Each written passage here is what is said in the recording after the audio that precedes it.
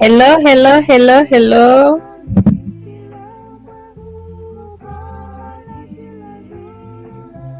Good evening, good evening.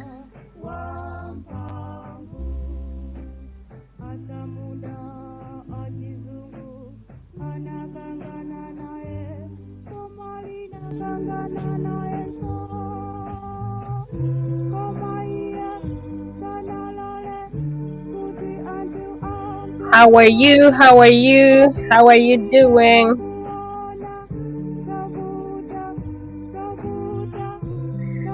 Tonight we are discussing John Chilembwe, who is the man we commemorate every year on January 15th. I see nobody is there, so I'm gonna wait. I'm gonna wait for a few people to join in.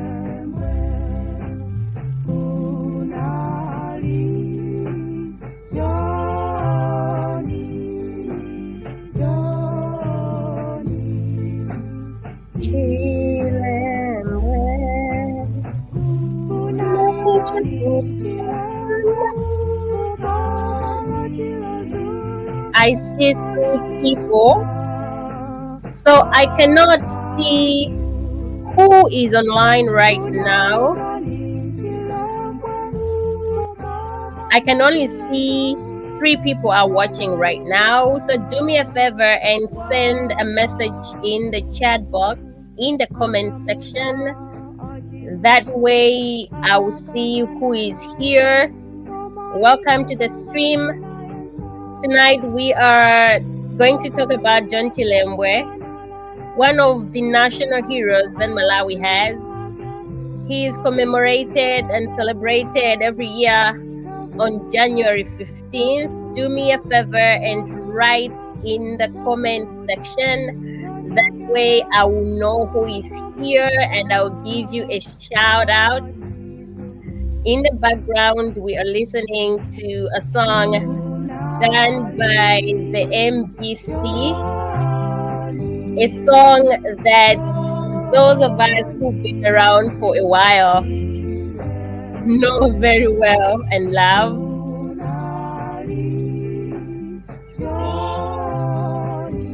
This song that used to be played every time the MBC broadcasted the play on John Chilembwe.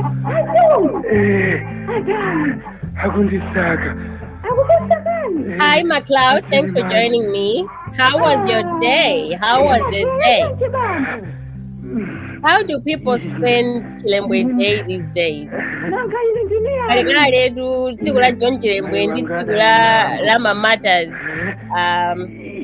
Amanena kulidi kufunika dzimva chisoni sumaloledwayi kumapita kuna kwake ukamwamowa olo kupita kuna iko masangalala. You know, that was not patriotic. Eh? But I'm happy you have joined in, MacLeod. Welcome again. If you are there, please write in the comment section. That way I will know that you're here and I will send you a shout out.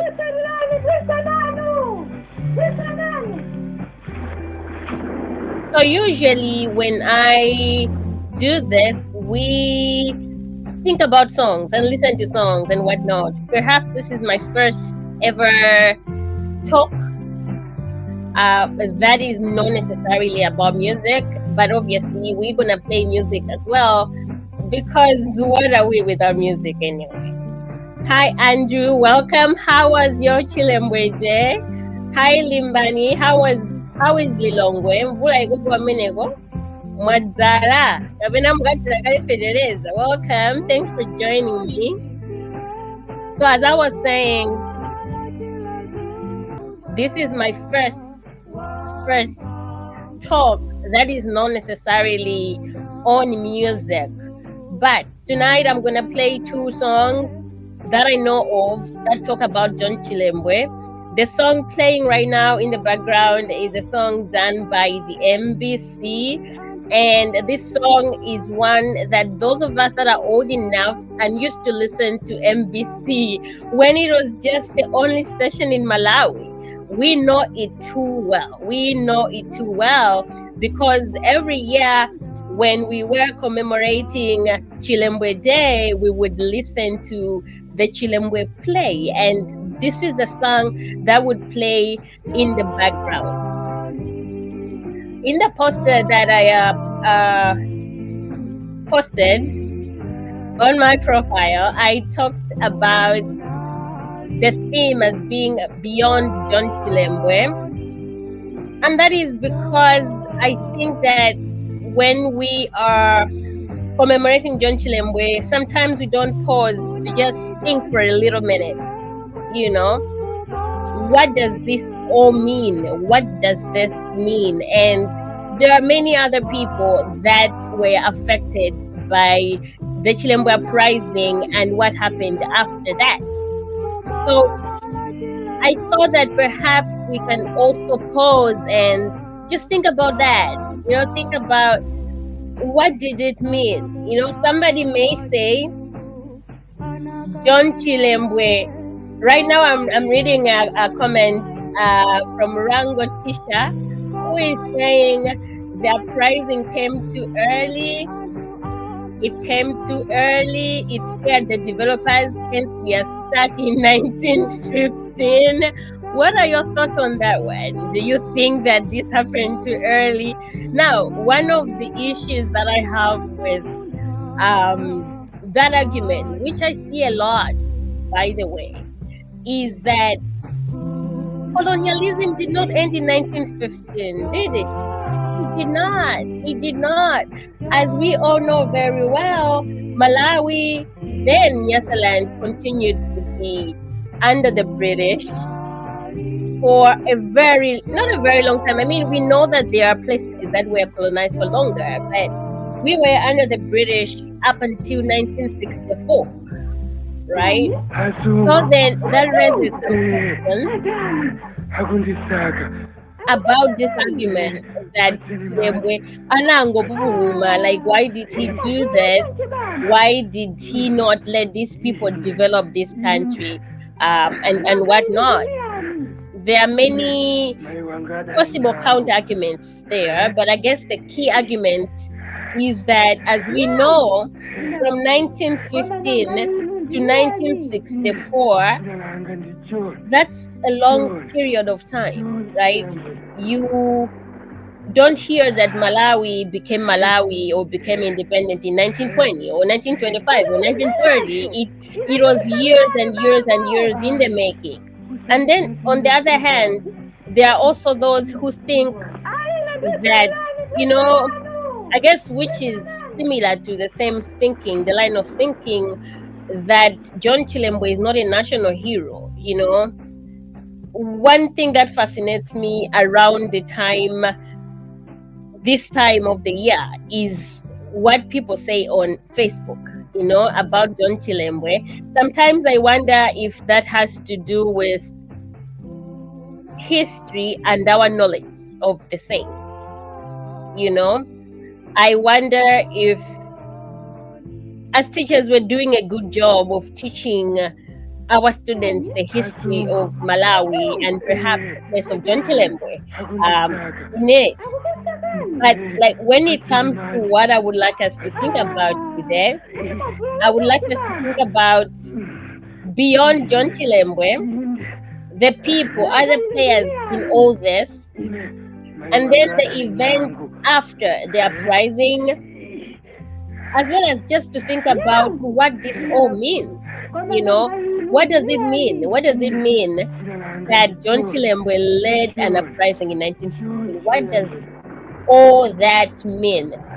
Show me in the comment section if you know when Nyasaland or Malawi became a British protectorate. In what year did Malawi become a British protectorate? That question is important when we're thinking of how long it was between the establishment of the protectorate and the Chilembwe Uprising. So, like, if you know your history, just write in the comment section when exactly Nyasaland, which by then was known as the Central African Protectorate, became the British protectorate. When exactly did that happen? Albert, hi, welcome to the stream. Albert is saying that the timing was wrong because it was the time the World War was fought, and John Chilembwe took the side of the Germany, which was a threat to the British. Oh well, you know what they say. Your enemy's enemy is your friend, right? Wouldn't you agree? So we do understand that in the 19th century, different European powers colonized different parts of Africa. And for what is today Malawi, that happened in 1891. 1891, that is the year when the British Central African Protectorate was established. It changed to Nyasaland, it changed back to the other name, and then it also changed back to Nyasaland. So like for the longest time, it was known as Nyasaland, but it became a British protectorate in 1891. 1915 minus 1891, that gives us 24 years. 24 years. In the histories of colonialism or the establishment thereof, in other places we hear of resistance fights. Like there are places where people actually went to war and fought, right? In the case of Nyasaland, present-day Malawi, there was fighting, but the problem is that things were also complicated by the fact that there was a lot of slave trading going on. So like the Arab slave trade destabilized what is today Malawi so much, especially the southern part.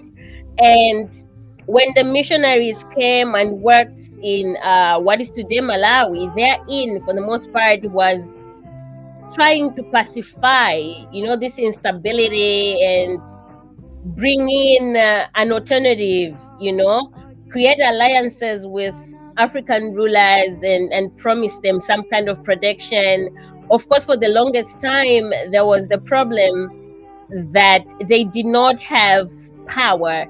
As missionaries and missions, they did not have any power. So, it was beyond their powers to judge the African population or to appear to have any sort of political power. So that is how the British came in and established a protectorate over what is today Malawi. Okay? In the histories of colonialism, therefore, the issue of resistance is super, super important because it highlights the agency of people. We understand that they're not passive. Humans are not victims. Like if you treat somebody badly every single day, you should be sure that that person will bite you back one day. You just give them time.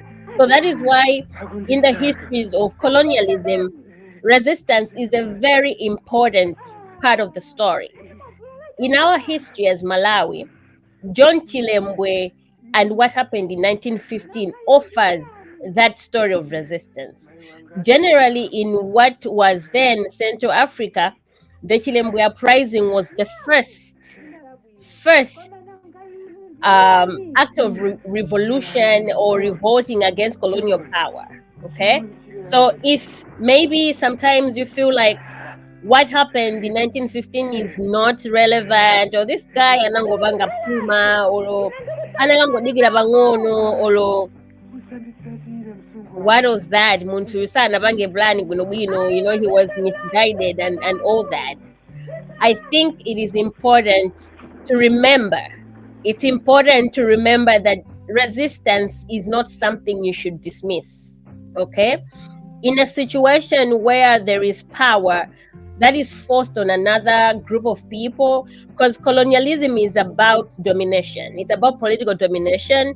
It may also be beyond the political. It could be to do with cultural violence as well, because often than not, when a power dominates another group, it imposes a lot of things on that group, and there's a lot of violence that is unleashed on the culture of that people. So the first thing that I want you to be mindful of every time you claim that, you know what, muntu uyu anali wapuma, muntu uyu anangofera fana uyuza omwana afera samaziziwa kugula ntima McDonald agutero. Every time you are tempted to say that, I want you to remember that the history of resistance is super important to the story of colonialism, because it highlights and sheds light on human agency and the fact that people are not victims, right? People are not victims. People act on their situations. People decide their own futures. Sometimes that resistance is thwarted, and that is what we see in 1915. But it doesn't make what happens irrelevant. It does. Let me remind you, today we have a lot of people who are very much educated, you know, in our country and all over Africa. I'm doing a PhD. That should tell you that education is something that has been embraced and it's a part of us, and all that. 100 years ago, 100 years ago, so this is 1920, sorry, 2024. 100 years ago is 1924. In 1924, the number of people that had an education was very low. Okay, very low. In what is today Malawi, the best you can do, you know, the furthest you can go is to have primary school education. As you know, the history of education in Nyasaland suggests that the first secondary school was introduced in the 1940s, and it was junior secondary school. Okay, the reason education was not that accessible, one of the reasons, is that education is so empowering. Okay, somebody who is educated is somebody who is enlightened. Somebody who is educated is somebody who cannot be deceived easily. That's why education is important, because it opens up your eyes to new horizons and it makes you more powerful. Now, when you are arguing against what happened, or what Chilembwe did rather in 1915, I want you to be mindful of the fact that for him to do that, it was mostly because he had been empowered, but he also understood the stakes, right? He understood that it was not going to be easy. But even if something is not easy, the best thing you can do is to try, right? The best thing you can do is to try. And that's what John Chilembwe did. So in 1924, is 100 years ago, anthu amene anali ophunzira kuti awanda ophunzira anali anthu okuti anapanga primary school. Anthu ena amachita mwayi kupita kunja ku South Africa, ku Lovedale kukaphunzira, but for the most part ukaphunzira kufika primary kumaliza Sunday 6 umakhala kuti wewe ndi ophunzira kwa basi. Yes, and then there was a time, a brief period in around 1911, 1910, when the Blantyre Mission in Abanga offered some higher education. We can call it that. It's pretty much secondary. That allowed a few people, I mean, later my clerk in the government and stuff like that, to get that education.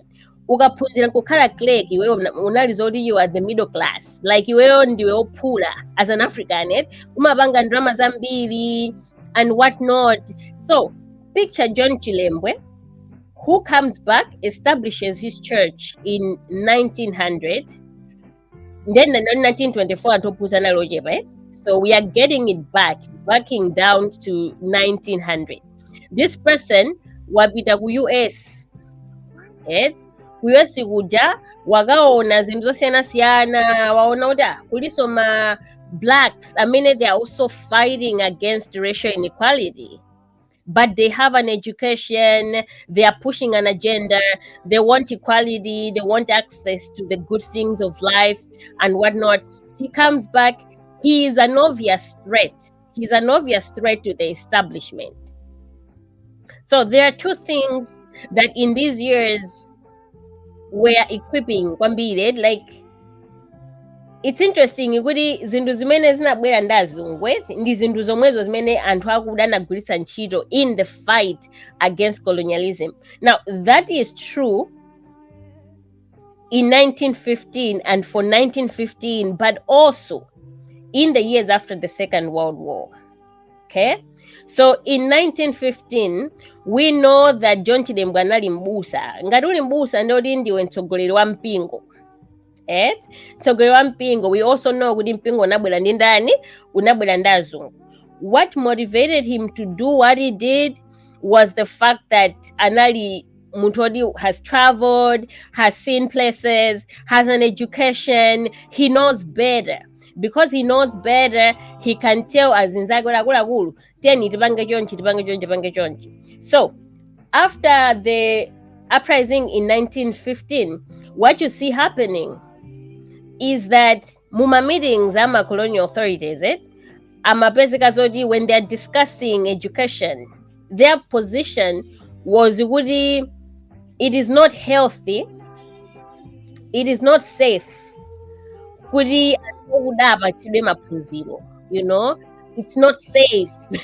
Ngati for the most part amene amakonda kuyankhulira from Africans anali ma missionaries, ngati say for example Robert Laws of Livingstonia or Alexander Heatherwick of the Blantyre Mission, which brings me to another point that I want us to take note of.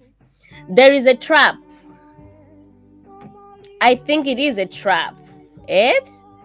Nthawi zambiri tikamakamba za zinthu ngati izizi, like say colonialism, often mutu mwathu mumakhala black versus white, black versus white, us versus them. I can understand that. I can totally understand that. It sounds natural to think, okay, banali ifeyo, ndiye banali awo. But in some ways, that is simplistic. Rango Tisha Walemba zoti azungu feared Malawi because of Chilembwe and his followers. And that is absolutely true. Zimene napanga John Chilembwe musamazipwekeze chifukwa chokuti anapatanthu aja mantha, you know, anapatanthu aja. For the first time they realized kuti zimene sikupanga kunoko sikuti it's given kuti Africans will always be on our side and whatnot. Nope. Yeah, we understand kuti colonialism was there to serve the colonizer and not the colonized.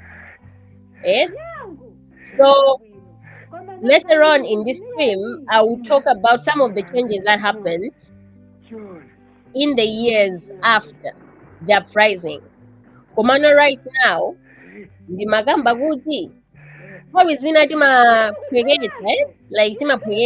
we want to make it appear as though this is an issue of black versus white. It's not that simple. Yeah? History is very messy. Life is very messy. So in the history of colonialism, mulinda anthu amene we can at best call them ma collaborators, anthu amene iwo akupanga nawo zinthuzo ali mbali ya azunguwo. Iwo ndakude koma ali mbali ya azungu, which goes to show you that it's not as simple as black or white. On the other hand, you also have other people who are themselves white, amene akupanga fight for blacks.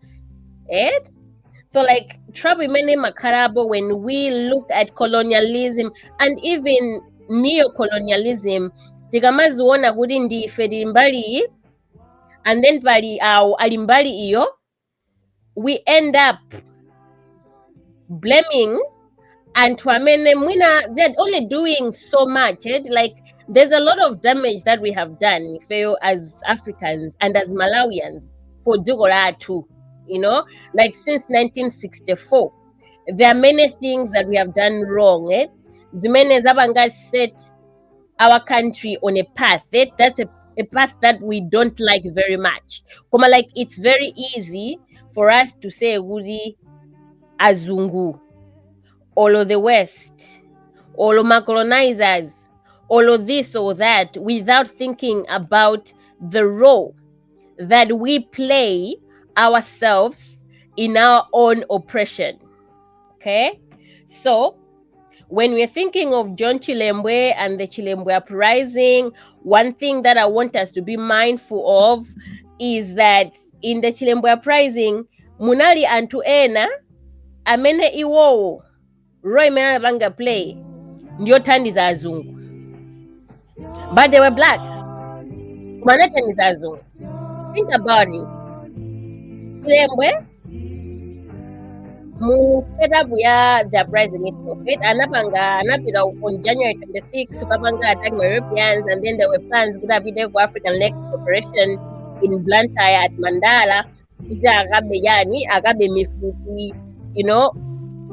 Mlonda mina ana banga snitch kuda anthu aboloza ba mifupi ndouda Chilembwe mena ankathawa kupita ku Mulanje, ankathawa mapita ku Mozambique. When he was shot in Mulanje anaomberedwa ndani, anthu amene anamunyula kuti munthu tamona uku anali ndani, black people. Okay, so I want you to be mindful of the fact that life is complicated and history is equally complicated, and in that complication you have people who collaborate with their own oppressors and oppress their own people. Like, it's the fact of life. And that's what happened also in the years that we were commemorating today. 1915, Africans took a greater role in making sure Gudi and Ramene Anaka involved, they were agreed with, you know, and Trambidi Anamangidwa, and Trambidi Anapedwa. How did Europeans do that? How did colonial authorities do that? Masnich, and Hoguda, Ananina, and Hoguda and Zao. So, much as after the uprising in 1915, Kiguzi kunabweranire ku Malawi. Zimene zinachitika in 1915 ndizofunikira kwambiri. If you're just joining us, we are talking about the Chilembwe Uprising of 1915, and because I cannot see you, I cannot see the names of people popping up, join, as it is usually the case. If I am using Facebook for the streaming, I would request that you send me a message in the chat box. So far, Ndaonagudi McDonald Alibano, Rango, Albert Alibano, Patricia Alibano, Limbani. So do me a favor and just say hello in the chat box. That way I will know that you are there. So one thing that happened after the uprising is the fact that Azungwanaka are very anxious about educated Africans. Because come to think of it, Chiradzulu, Ndi Blantyre, Sibarali. Okay, it would interest you to know that in the colonial period, I mean, even in Gwanga in the 1950s, Ankajoga ku Chiradzulu, umapita ku Blantyre kunchiro. So people would go daily from Chiradzulu to Blantyre, right? I think even to this very day, and because it's so Blantyre in 1915 was perhaps the most urban place in Nyasaland. That was true for a very long time anyway. But because it is the most urban place, and then Zomba is the other place, kumene kuli boma lalikulu la boma, ku Blantyre ndi ku Zomba kunali anthu ambiri ophunzira. Edi? So let me think of Blantyre. Anthu ambiri amene amakhala ku Blantyre mwina amagwira ntchito zina ndi zina, olo amagwira mboma, olo amapanga business, ambiri oti ndi ophunzira. They were in contact with John Chilembwe. Zirachitika za uprising, boma likupanga zofufuza, eti ndi oti kumakhala kupanga confiscate makalata, ngati umalembera makalata John Chilembwe dzina lako lapezeka akumanga. Right? So you have a lot of African men who were arrested in the aftermath of the uprising, amene analiso ophunzira. And the colonial authorities came to a conclusion, which was a fair conclusion anyway, kuti anthu ophunzira ndi amene anayambisa isokonezo m'mudzi muno. And if we are to safeguard our power, then it's important that we need to control education. So if you know Malawian history, you know kuti education was for the longest time manja mwandani, my missionaries. This only changed in 1926. Hi, Michael Jigaba. He was one-trousered black. What do you mean, Michael? So, anthu ophunzira anakhala targeted. Earlier, I said the education is very empowering and whatnot. So, like, the government was very anxious about educated people, and they understood kuti promote education. It's not in their best interest. If you then they will use the very education that you are giving them against you.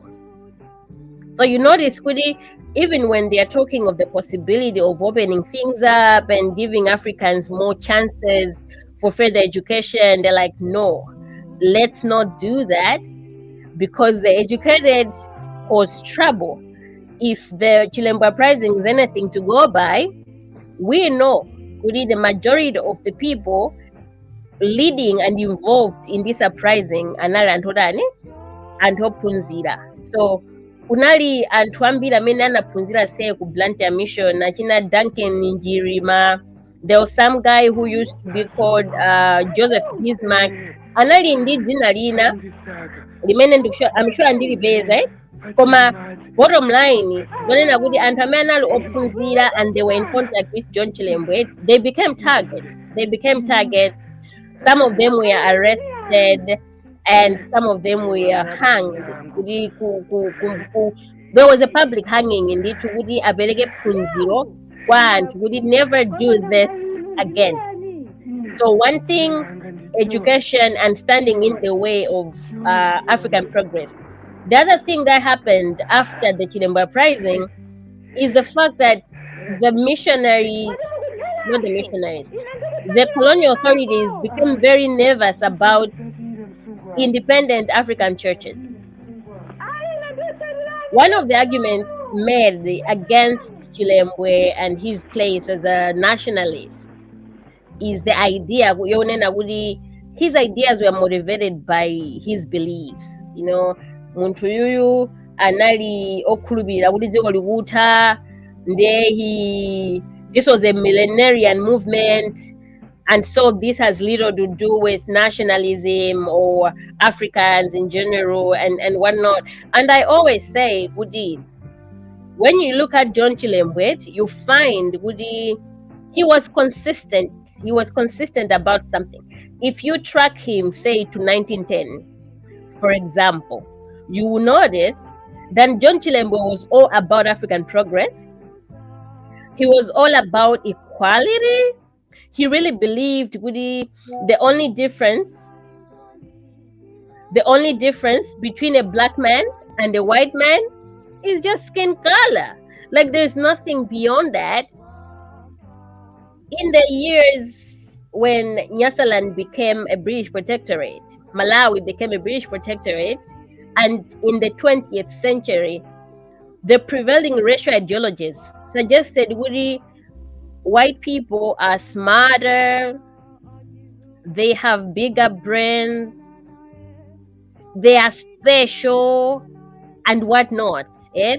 So, like, what would motivate somebody to treat you badly, among other things, is the thinking when they are doing you a favor, in justifying colonialism and even slavery. People used Christianity to justify that and to say, okay, the light, or they are primitive. We are bringing civilization to them and whatnot. So when John Chilembwe went to the United States and he saw black people there who were also fighting for racial equality, that was empowering. When he came back, he was all about African progress. He was all about racial equality.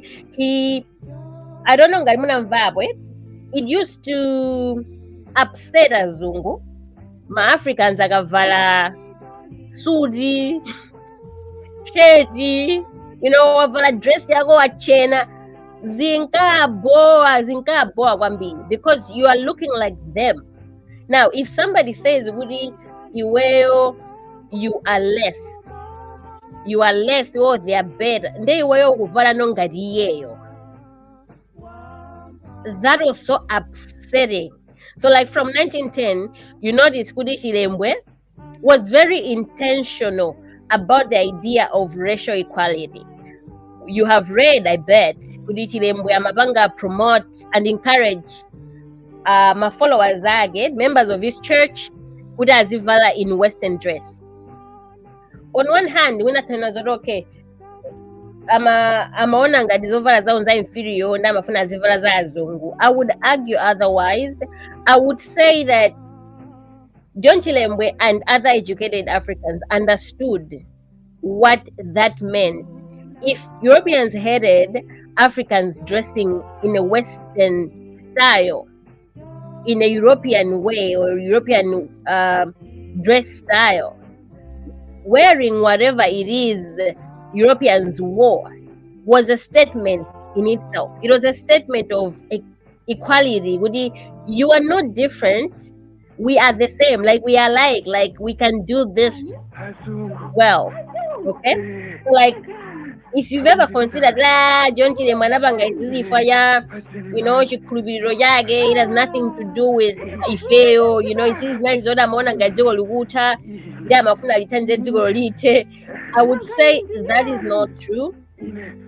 And that is not true for Jonena kuti muma ideas za John Chilembwe, and even in the letter that he wrote after the outbreak of the First World War, it showed he took himself as a guardian, amayankhulira other Africans amene iwowo alibe access to the same powers and the privileges that he had. Okay, so that raises the question, in your position as you, in whatever line of work you are in, do you consider yourself a guardian for those that do not have the same privileges that you have? Or you're just part of the system, you collaborate with the oppressors and you join in and do that? So consistently, John Chilembwe stood for Africans and believed in African progress and whatnot. Komano ifojonena it was obvious to colonial authorities Christianity imnabanga play a role in the Chilembwe Uprising. That's why we see them dealing in the anthu amene ali azipembedzo za independence. So lero ku Malawi tinima churches ngati say CCAP, the Roman Catholic Church, Anglican, Seventh-day Adventist. These are churches that we know zinabwera ndi ma missionaries, zinali ngati zokhazikika choncho. And then pali ma churches ena okuti anthu ake amene anabwera nazo anali more liberal. So in the story of John Chilembwe, sitingamusiyemo Joseph Booth. We know Joseph Booth is that guy amene John Chilembwe amamugwirira ntchito. Fun fact, anthu ambiri amene anaphunzira in the late 19th century going into the 20th century anali anthu okuti ankagwira ntchito kwa azungu, mwina ngati houseboy or kuku or whatever, and then anaphunzira like that. There was a proximity to European bodies in these early years. Racism isanalowe monjeza kwambiri, koma people like Joseph Booth had different ideas about race, and he used to tell Ma-Africans kuti inu anthu awasafunika zopanga chwiri choncho. So he was a white man, but his ideas were different. He believed in racial equality as well. That is why kuti sometimes we reduce the history of colonialism to black versus white. It is my claim that the story is and was more complicated than that. Africans were on the side of their oppressors, and there were white people on the side of the oppressed. You know, it's not black, white. It's not that obvious. Then Joseph Booth anali mmodzi mwa azungu amene amapanga encourage Ma-Africans to do something about their situation, not to allow Europeans to treat them the way they were treating them. And he was very liberal. For that reason, amadedwa kwambiri ndi ma-colonial authorities, because amadziwa zokuti this person can potentially destabilize our establishment. Joseph Booth is that guy amene anayambisa mpingo wa Zambezi Evangelical. So after the uprising, one of the things that authorities had to do was to deal with zipembedzo zimene zili m'manja mwa anthu akuda. Joseph Booth, I think, anampanga deport or anena zoti this guy is persona non grata, sadzabwereso kuno. You know, so like kale anthu amene akuona ngati anthu awo amayambisa chisokonezo ayambisa chisokonezo amatango apanga deport kuti uyuyu unoko asadzabwereso, he is not welcome. And Joseph Booth was one of those people, and the reason for that was simply because he was siding with Ma-Africans. I want to tell you a story of a guy whose name is David Shirt. I find his name to be very interesting. David Shirt. David Shirt was a guy from Cheu. I get it kuti amfumu akanali amfumu akwataine. Michael walemba kuti the whites used to call the educated Africans as trousered blacks because they could dress like them.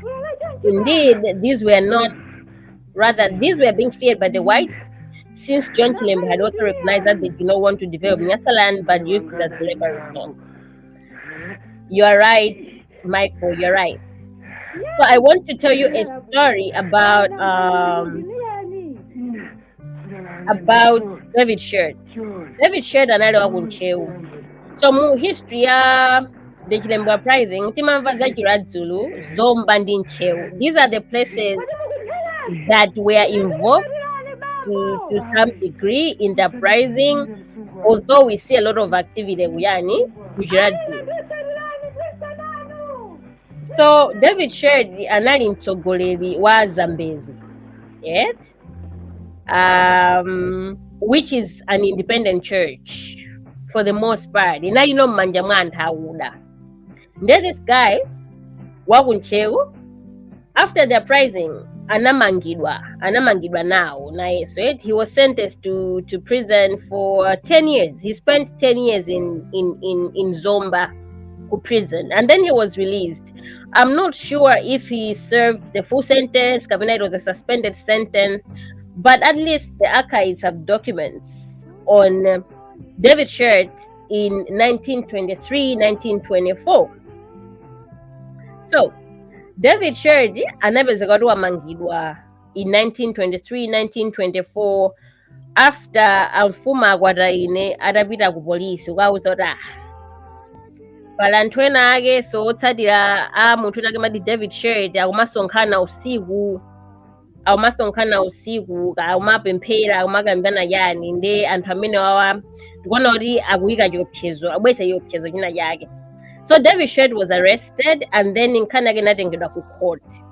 So I found the conversation and the questioning ku court was very interesting, because for him and even his followers, adafunzira kuti okay, inuyo mumapemphera kusha, timapempherera ku nyumba, inuyo simapemphera ku chalichi koti kuli okay. Mzungu amene amakutsogolerani ndi ndani?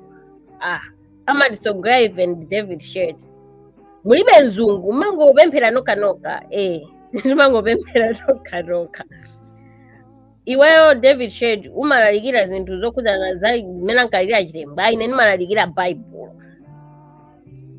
Ukunena kuti ukuvomereza kuti umalalikira zinthu zimene ankalira John Chilembwe. John Chilembwe amalalikira zinthu za m'Baibulo, inenso ndimalalikira zinthu za m'Baibulo. So the case file that I saw, it did not state kuti okay, and after this anamumangaso or whatever, koma it was the recommendation ya DC akunchewu kuti munthu uyu akuoneka kuti ngakhala anapita ku ndende for 10 years sanasinthe yayi. Munthu uyu will continue to be a problem, ofunika kuti mupange watch bwinobwino. So kuboma kunali list ya anthu amene amatengera anthu awanda, anthu amene potentially athawayambisa isokonezo, and most of these people anali anthu okuti they are members of my independent churches. So that is to highlight to you kuti in as much as this was a nationalist event, we cannot ignore the role of religion, but also the fact that colonial authorities became anxious about religion, Christianity, imenesili supervised. The early Ndawuza and his education, they were anxious about educated Africans. And of course, they were also anxious about village schools. My village schools are not in Manjamwa and Huda. Like, no matter where I'm school, no matter who the school, you had little supervision. So, like, colonial authorities were very anxious about that. You don't know what upunjitsa yani, you know what to call upunjitsa anzage zintu zo ugira and stuff like that. But also, China ya yudi meana inajo anxious was my church amenanali and Huda. You know, churches that were pretty much independent. But now list ya and amena mafuniga zikabanga report to Kuboma every single month. Udio ndiribo chifukwa matengoda anthu awanda ndicho pyezo, ndicho pyezo ku Nyasaland. So education and Christianity are arguably two tools that Africans use in fighting against colonialism. Because even though between 1915 and say 1946, when we see Africans organizing the Nyasaland African Congress, in as much as Bagadiva, we don't see a revolt, we don't see something substantial happening. It is obvious though, the educated class, Muntawi, they were negotiating. And I think that my collaborators, they were negotiating, asking, you know, if Madiganizo Banka Yahudi, you see, if any fantabu no bueno. And whatnot,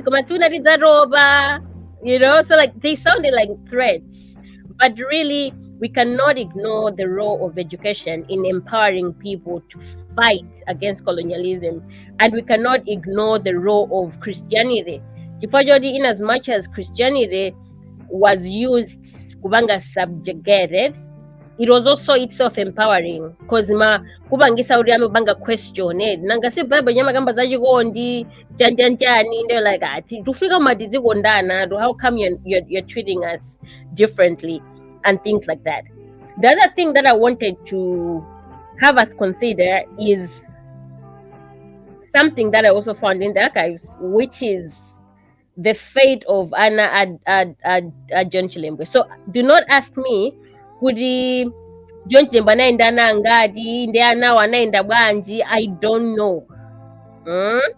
Maybe I could know, did I have intention about finding out. Hi Devi, welcome, thanks for joining in. So archives kuli maina awiri ana John Chilembwe. Kuli Donald Chilembwe. Who is the other guy? Charlie. Donald ndi Charlie. So John Chilembwe adapedwa. The Blantyre Mission inatenga ana a John Chilembwe ngati maward awo, like the Blantyre mission became the guardian of John Chilembwe's children.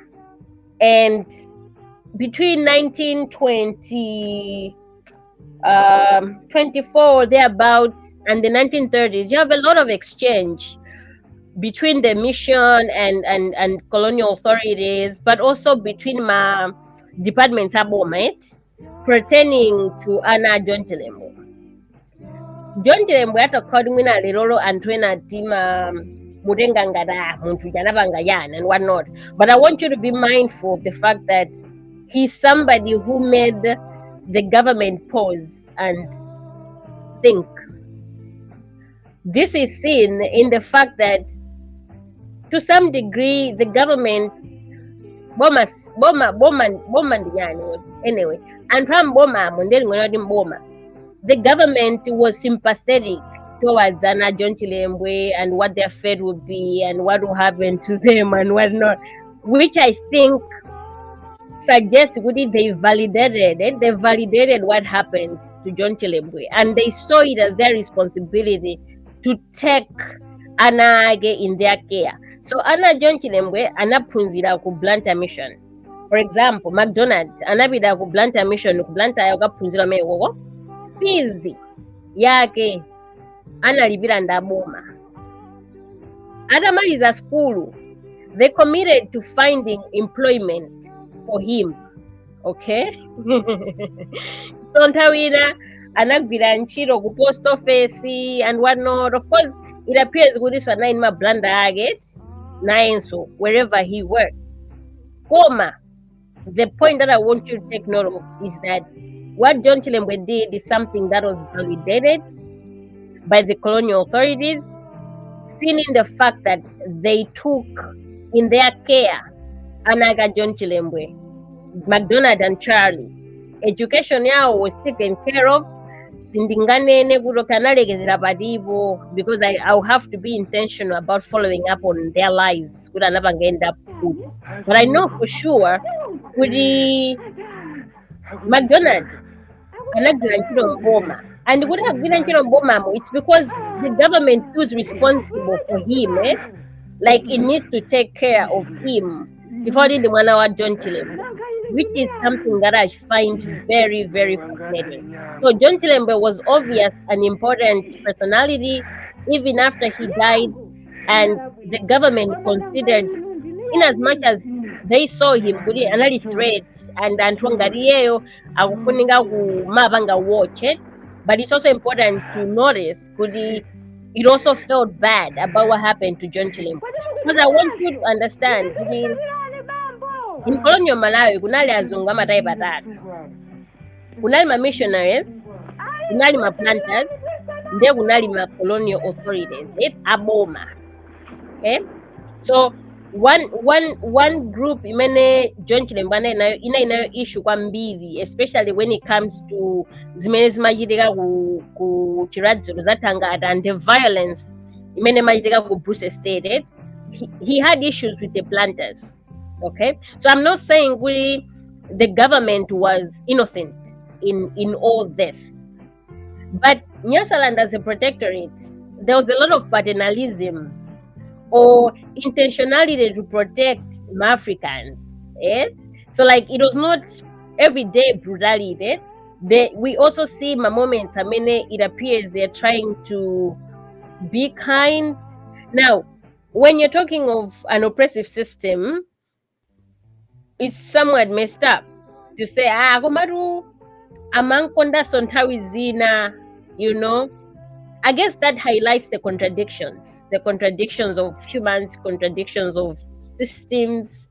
In the case of the colonial system in Nyasaland, we see the Boma itself seemed to be sympathetic towards what happened to Anna John Chilembwe, and this is something that was engineered by the Blantyre mission. So my missionaries, for the most part, in the Mena Makaba to go banga protect my interest, my Africans. But then at the same time, my mission, so you also find there was, segregation. Yeah, Blantyre mission, Zomba mission, and in my service awiri. azungu amapita nthawi yawo. This is something that started happening later, of course, around 1910. Before that, there was a lot of proximity there. Koma you find kuti racism idayamba kukhala kuti kuchitika kwambiri. There was that distance, even in the church. So far zinthu zimene ndapanga highlight ndizi. One, when we are thinking about colonialism, think of it as a complex situation. Think of it as a system that has a lot of contradictions. Think of it as something that is not black and white. You have my collaborators amene sakufunika kali my collaborators chifukwa chokuti amene akuzunzidwa ndi anthu a mtundu wawo. And then you also have anthu ena amene sakufunika kali sympathetic koma akukhala sympathetic chifukwa chokuti people are complicated. Humans are complicated. They're not straightforward like that. The other thing that I want you to take note of is the fact that education and Christianity were very empowering in colonial times. Most of the people that were vocal, not just to the point ya John Chilembwe, but even after, most of the people that were vocal and voiced out their concerns, pretty much ngoti onse anali anthu ophunzira. Chinthu ina imene ndikufuna ndinene nchonena kuti after the uprising, you find the government being anxious also about African associations. Ngati ma Africans akufunika akumane, there's always that worry kuti ukambirana njani. So like in the 1920s, you have different native associations coming up, right? Uzomba, Gunali Native Association, Kublantia Native Association, and then there was a Southern Province Native Association. I'm not saying these are the first associations. My associations were in the 1910s. But it was important for Africans. Okay, so I mean, some associations were Nali and Fodo Punzira also. So it was important for these people who had permission for Boma. Any association imene kucheka pakati pa anthu ophunzira ngati ndi chopezwe kwa boma. So amakanga kuti boma is the patron, like the government has to approve kuti you should have an association. Like it was supposed to have an oversight over whatever meetings happen. So chimodzi imene ndinaganiza when I was thinking about all these things is the continuity that you see after independence. Okay? Between my colonial authorities, there was a lot of talk against our watchtower society. Amboni, Amboni were like enemy number one in colonial times. And it's interesting, after independence. When you consider the history of Malawi after independence, you find kuti anthu amboni anazunzika ena amata anadyetsedwa kung'ona ena anatani. But that's one continuity that I find interesting. Kuti my systems are put in place to control and regulate Africans. You find them continuing, especially kamuza adakala dictator. Yeah. So you have that enemy, public enemy number one, Amboni. Public enemy number one, Sunayambe after independence. They were public enemy number one after the Chilembwe Uprising. And the Watchtower Society was always something that was surveilled. And to my members of Watchtower Society, or to amena suspicious, and they would do makara ku post office kuja amategra magala and kuona kuti muli chani and agambe na yani. Yeah. So like when we think of the First Republic and my disappearances of First Republic, censorship in the First Republic, like these anxieties about Antubanga society and trying to control what happens, it's fascinating. Kuri Zambia is Nayamba Mokala exploded after the Chilembwe Uprising. But you see that continuity after independence. Okay? So I am hoping that in this hour, you have learned a little bit about the history of colonialism and resistance in Malawi. One thing I want to highlight is it's important to pay attention to the history of resistance for the very simple reason that resistance suggests human agency. It suggests that humans have power, to try to forge their own future, create an alternative future that is not offered yet, but they are fighting for it. That is powerful. So in as much as John Chilembwe did not chase Europeans, and in as much as ena munganene kuti anangobanga puma anagati siyati bange develop, it's important to remember that what he did was not easy. He understood the stakes, especially if one can see black and white. You have many other Africans who snitch. You have many other Africans, because they also benefit from the system. But he did it anyway. When you look at my documents, John Chilembwe, you find that he says, let's strike the blow and die. So Gufa was a surprise. It was a possibility, right? So in as much as this did not realize that vision, okay, Africa for Africans, or Africans should rule themselves and whatnot. Every time people thought about the Chilembwe Uprising, they saw a beacon of light. They understood within Zotega. If you understand, okay, we can actually fight them. If we ganged up, if we are united, we can fight them. That is a very powerful message. So John Chilembwe has a legacy today.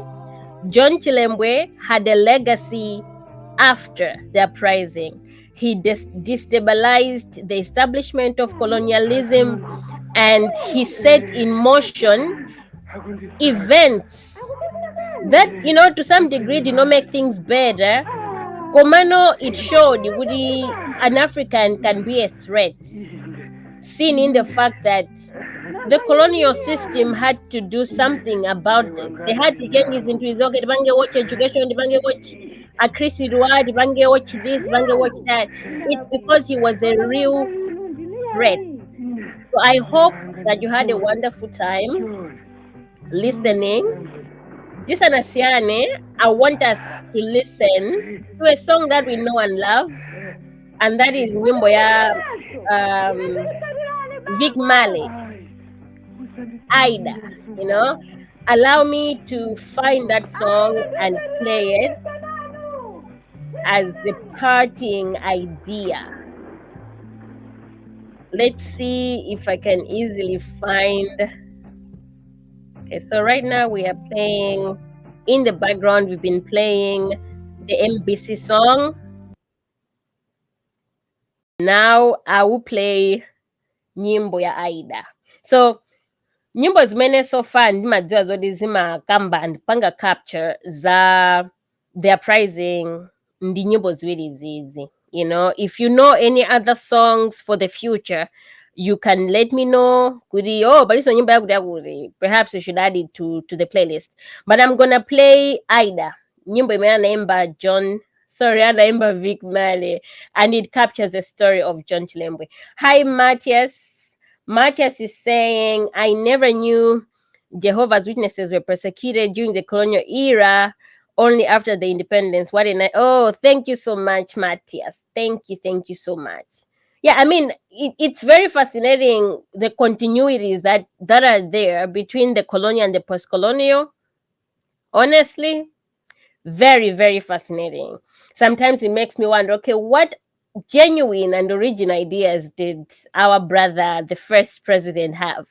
But anyway, allow me to play the song done by Vic Mali as the song that would be played for a few minutes, and then we're gonna end the stream.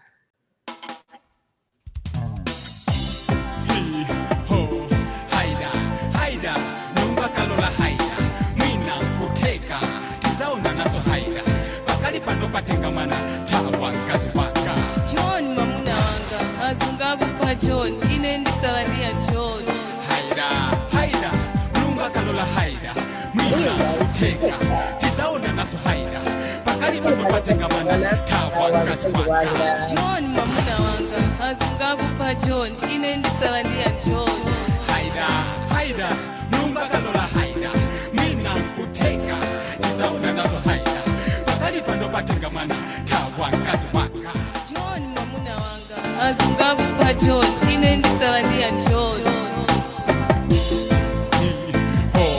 pano palinkani tango kanizane inuyo pamene muli nupo muli mula mulelo wa samunda kupeza kuti hinu mukuyenda momangika mosamasuka ndipo wena mukukwina muminda yawo mulamulilidwa kugwina mwaulesi kungozindikila nkhonya vili mutu kutidwa mukanafila mbwa tiyenela kuti tithokoze kwa John Chilembwe yemwe wadata ya moyo wache kale lelo tilikuyenda tilinyangwa tilipe chifukwa cha iye mene adayambilila kutimenyela dituntendele ndiwufulu mwaulele ndikupempha kwa hambo yekuti nziku wake use mundendere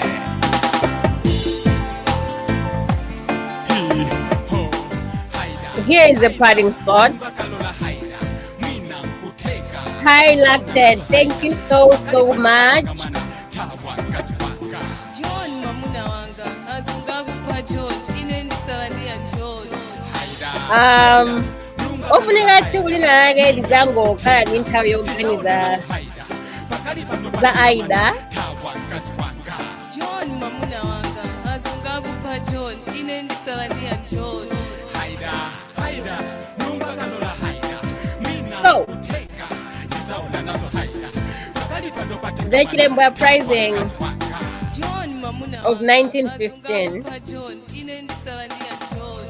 involved many people, affected many people beyond John Chilembwe.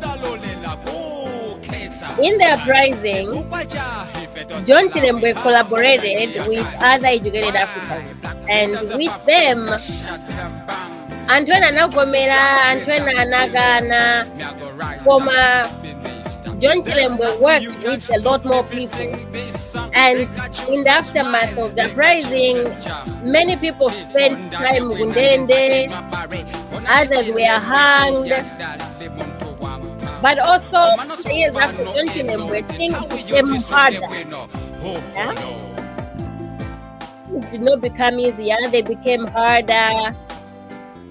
Still, the events of 1915 are important.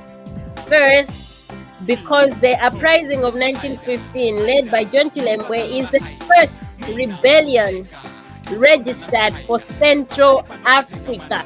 It was the first time an African man or African people rose up against colonialism in Central Africa. That is something that is very important to remember. Secondly, the story of colonialism is a story of domination. Domination is about oppression. What Chilembwe was trying to do was to rid the country of that oppression. Today, in whatever stations we are in, some of us have a privileged position. In whatever stations we're in, there are all sorts of oppressions that happen. They could be based on ethnicity, they could be based on gender, they could be based on nationality, they could be based on anything really. The question that you need to ask yourself is, what do you do in situations where domination and oppression is happening? And another thing that I've highlighted in this stream is that history is complicated. In as much as sometimes we like to put it as a story of black versus white, us versus them, history is not that simple. There were Africans who were collaborators. There were white people who fought against the system in ways that they could.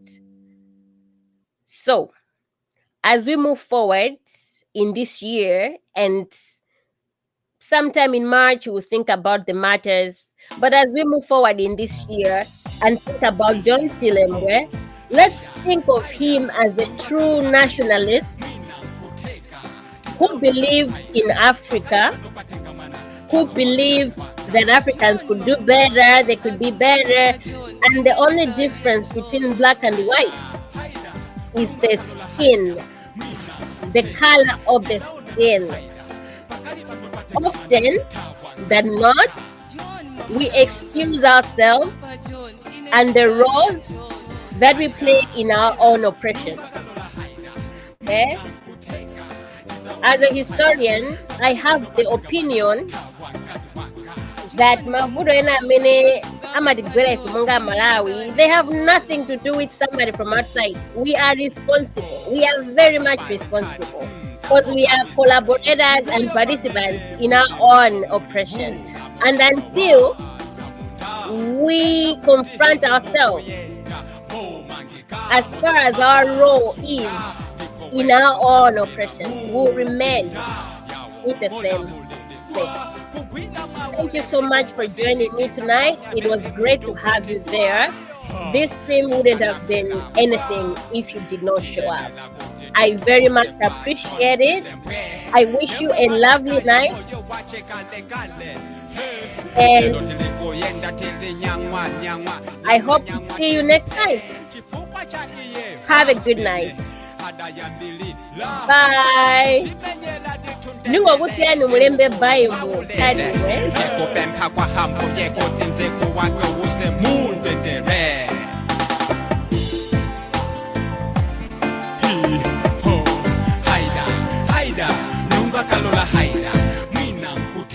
Ndikudigira kuti tanzikane mu chat.